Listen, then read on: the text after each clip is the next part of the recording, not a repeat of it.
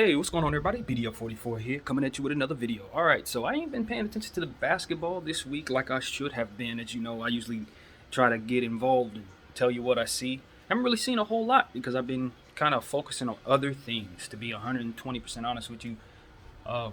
These coins have gotten a hold of my attention, so I've been kind of paying attention to what's going on there and throwing a couple dollars at these speculative things, seeing what happens. So, cross your fingers for your boy. Dozzle on Mars. Hopefully that can do some things for me, and I can put that back in AMC and continue my process. So that's where my head's been, but I do have a few things on my mind in regards to the NBA, particularly the Lakers, because it looks like LeBron James is going to be out for an extended period of time. Now, initially they were saying a week. That's fine. I can mess with a week.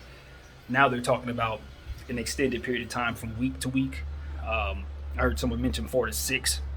So, it's very obvious that his injury is not going well in terms of what they're looking at. So that throws a huge monkey wrench in things because obviously we have a problem with our fit. Obviously we're having problems with other injuries. Obviously he's LeBron James and we can't win anything without him.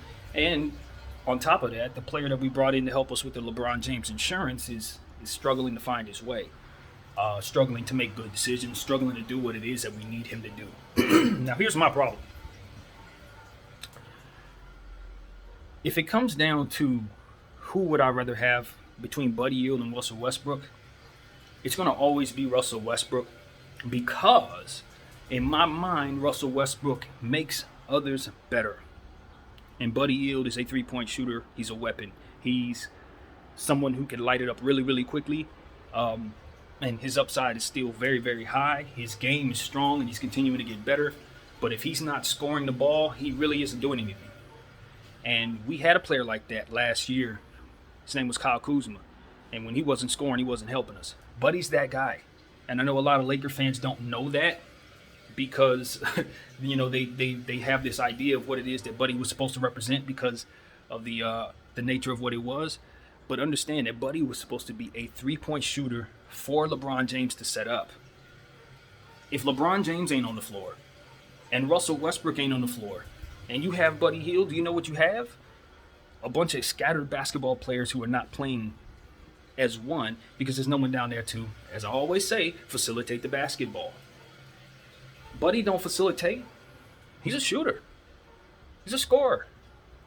He's not looking to make nobody better. He's not going to make your offense run. So you need someone to do that. And that's why Russell Westbrook is valued ahead of him. Now, in theory, before we put this team together, we needed Buddy because we lacked the shooting. Okay, that's where the need for a Buddy Hield piece was. He was supposed to come in and be that guy. And likely, we probably don't bring in as many other shooters like Malik Monk and some of these other guys. Maybe we go for other players that can help us with things that maybe Russell Westbrook would have helped us with. Maybe because we don't have Russell and do have a Buddy, we spend that money on a point guard. Maybe try to get a guy like a Malcolm Brogdon type or something like that. Do you understand what I'm saying? Because you would still need somebody to get the ball to AD. And of course, Buddy Hield, if LeBron James goes down with the injury we're living with in real life today. So here's the issue, though. If Russell Westbrook's not going to facilitate, then you still have the same issues, minus the shooting that Buddy would have provided. Then I can understand why there's a bunch of Laker fans saying we would rather have Buddy. Because if Russie ain't doing what he's good at, he ain't helping us with the things that we need him to help us with, then obviously we could use the shooting that Buddy provides. We could use, Russie is not shooting the ball like that, so maybe another three-point shooter who could light it up from three maybe helps us. But the thing I have a problem with in regards to Buddy Hield is that in his progressions and in his development, he's not the most consistent player in the league. He doesn't play very consistent ball. One day he'll go off for 33, 3, and 3, and the next he'll go off for like 7 points. Or 1 for 8. It's like, that's not going to make the Lakers better either, you guys. I just want to make that very clear to you. Yes, would it have been great for us to get a better player instead of Russell Westbrook now that we see how this is going? Yeah, a lot of us would say that. But I think the truth of the matter is it doesn't necessarily mean that Buddy Hield is the guy. He's not necessarily the piece that's going to make this better than what we're dealing with right now, especially understanding the LeBron James injury is going to be extended. We need facilitators. And ultimately, we need Russell Westbrook to be better at it right now. We need to continue to use Austin Reeves in that regard too. We need to continue to use Rondo even more so now that Bron's not out there. But if we don't have one of those three players on the floor passing the rock at a very smart level, then we're going to continue to struggle on the offensive end, and we know we have defensive issues. I'm going to tell you right now, until LeBron James gets back, it's going to be a rough road for the Lakers. And when he does get back, it may continue to be a rough road for the Lakers because they have to find a way to make the fit that they were trying to make happen now come together. And you know what makes it even worse? There's no guarantee any of these old guys are going to stay healthy in that process. So, yeah, we're not getting off to a good start. And most importantly, we're setting up the path for struggling throughout the season rather just the beginning of the season. So I'm a realist. And you can clearly see that there are other teams out there that are just in better position to play out this regular season than us right now. Now, once it comes to the playoffs, if we're healthy and we have figured these things out that I'm saying we're figuring out somehow, then I give us a decent shot at pushing straight through the Western Conference and ultimately capturing the title. But right now, my eyes do not tell me that we have a championship caliber team. I look at the Miami Heat, I say championship caliber.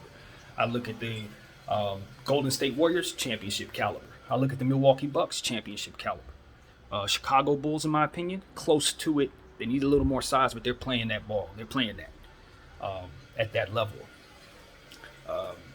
You know, and that's the thing. There are some other teams as well who are stepping into their own and getting off to a hot start and making us wonder. Utah Jazz, obviously, is another team that I need to consider as a contender. So, you know, and the Nets weren't even mentioned, purposefully not mentioned because they have some of the same problems we have, in my opinion.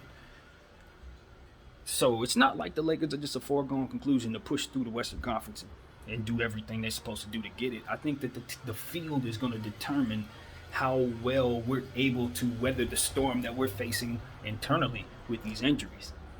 It would be great if we were going up against a league full of scrub teams. Yeah, we'd push straight through. We'd figure this out. But no, the league is very competitive this year. The league is very deep. And there are a lot of young teams going up against our aged veterans who are now hobbling in injury.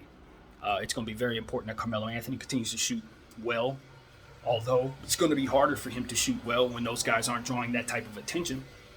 No LeBron James on the floor to make those perfect passes to him.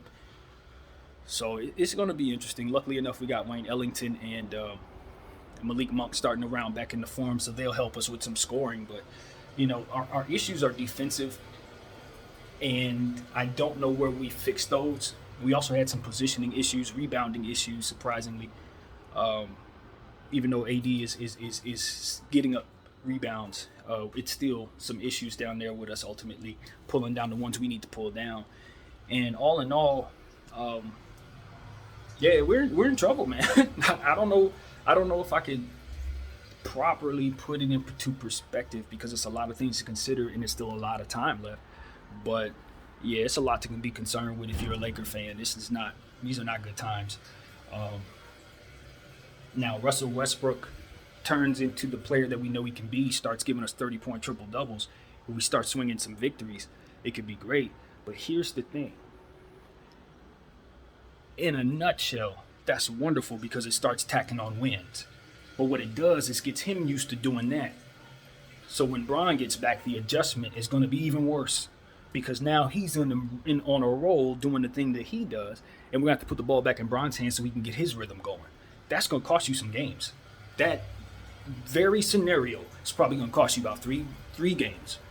You're going to lose 3 games because of that. So it's like, you got to understand, people, and I'm sure you do,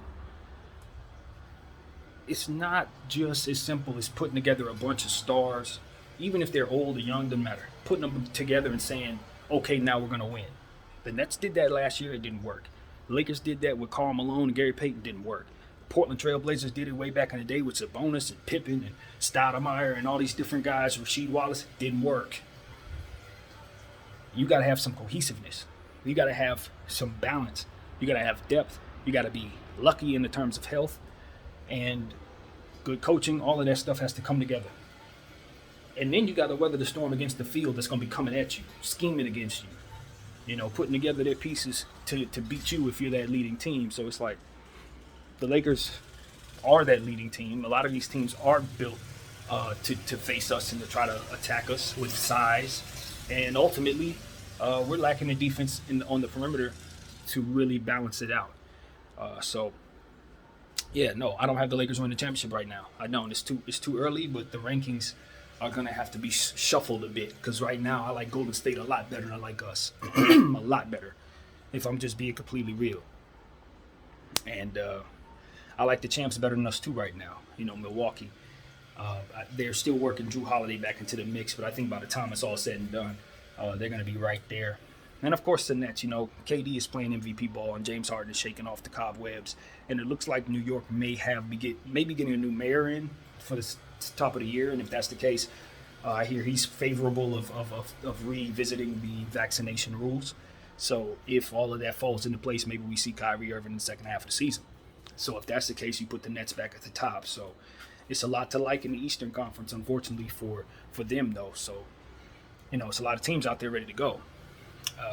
And we'll be coming after them. And before I get off this camera here, the rumor is that Ben Simmons talks are going on with the Celtics. You know, the Celtics are interested in maybe making a deal if the price is right for them. And I'll make a whole video on that right now for you guys. So that'll be it for the Lakers. And, you know, my name is BDF44. I'm a concerned Laker fan, but at the end of the day, we got a lot of basketball to play. And we got some good players coming back. If THT comes back, gets healthy, starts to make an impact on in that front court, I like the idea of him and Russell Westbrook pushing the pace. Those two players are going to be ferocious in the open court. Just those two alone. And that's going to be an interesting dynamic that the Lakers can try to exploit when THT gets back, if Bron hasn't since returned. I love the idea of pushing the pace and then having THT and Russell Westbrook try to get in the open court as much as possible, with Anthony Davis helping them out defensively, and shooters surrounding them. They're just different ways because of the versatility of the Lakers. There are other ways you can put together lineups on this team that you can still attack teams with, even without LeBron James. You just got to get, imaginative. You got to get creative with it. And I don't know that we have a guy like that in place necessarily. I know obviously Bron and Rondo and all those guys are in place, but in terms of our coach, I'm not really certain if he's going to be thinking like that, doing creative stuff like I just don't know. He's more defensive minded, so they're going to have to try some things. They're going to have to get creative while Bron is out, because we do have some things that you can do, but you just gotta you got to tweak it a little bit. I can see the Lakers being 3-point centric going forward. Without LeBron James too. It's going to be a lot of threes being shot up. We have 3-point shooters, and they're going to be getting a lot of time. So that's something I'm going to be paying attention to. Trying to see if the Lakers end up going small ball and shooting a lot of threes, since we have a lot of shooters at this point. So we'll see, man. We'll see. I know people are like, a lot of shooters. Yes, we do. When you consider Malik Monk, what's his name? Wayne Ellington. Bazemore, obviously Reeves too, Carmelo Anthony. Those are all 3-point shooters. Those are all guys who are most comfortable shooting from behind the arc. So when they're down there, I'm going to be assuming they're doing what they're most comfortable doing. So keep an eye open for the Lakers probably upping their 3-point shooting totals per game. So just a theory. Not sure if they'll do it. We'll see. My name is BDL44. I'm going to get into that Ben Simmons video for you now. Peace.